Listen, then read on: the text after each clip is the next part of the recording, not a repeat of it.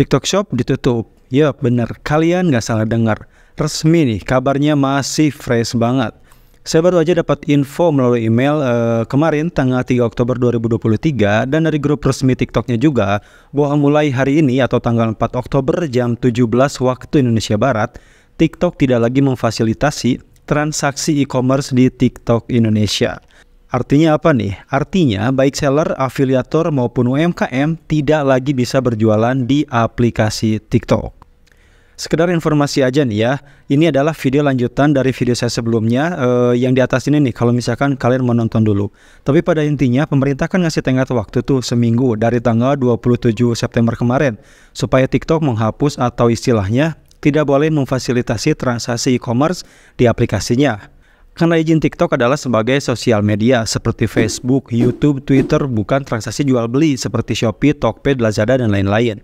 Nah, hal itulah yang dilarang pemerintah. Jadi hal tersebut yang dibentuk regulasinya oleh pemerintah. Jadi aplikasi sosial media dan e-commerce itu tidak boleh digabung.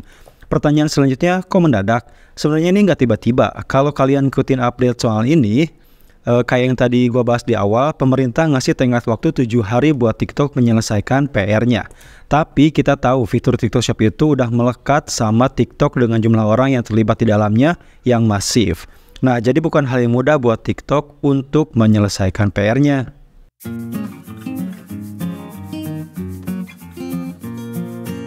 Tenang, aman. TikTok memastikan jika komisi afiliator yang sedang atau belum cair masih jalan kayak biasa. Komisi tetap masuk ketika transaksinya sukses. Buat seller juga masih sama aja. Produk yang sedang dalam pengiriman meski lebih dari tanggal 4 hari ini masih berjalan seperti biasa. Dan hasil penjualannya akan masuk sebagaimana biasanya.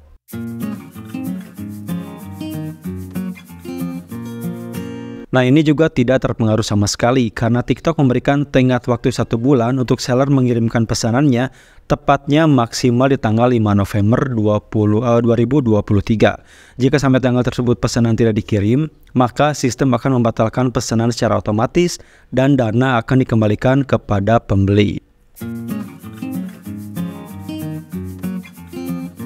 Masih belum ada info lebih lanjut nih tentang gimana TikTok Shop ke depannya. Tapi menurut saya selama ini fitur TikTok Shop memberikan cuan atau pendapatan yang sangat besar bagi TikTok. Sekedar info aja nih, di tahun 2022 kemarin, gross merchandise value atau nilai transaksi di TikTok Shop itu mencapai 37 triliun rupiah.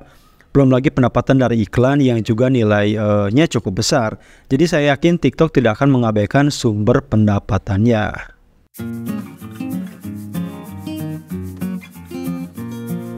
Mungkin nantinya atau mungkin saat ini TikTok sedang membuat aplikasi TikTok Shop tersendiri yang terpisah dari aplikasi TikTok Shop. Kalau seperti itu nantinya bagi seller, afiliator atau konsumen yang ingin berbelanja di TikTok harus menggunakan aplikasi TikTok Shop bukan aplikasi TikTok. Sesuai dengan regulasi pemerintah, TikTok adalah aplikasi sosial media bukan aplikasi e-commerce. Tapi apapun itu, sekali lagi nih, semoga keputusan apapun yang telah dan akan dibuat merupakan win-win solution buat semua pihak. Saya yakin pemerintah juga punya alasan yang jelas membuat regulasi seperti ini. Kalau menurut kalian gimana nih pendapatnya? Boleh tulis di kolom komentar. Atau kalau misalkan kalian punya informasi terbaru nih, boleh juga ditulis di kolom komentar biar kita diskusi bareng.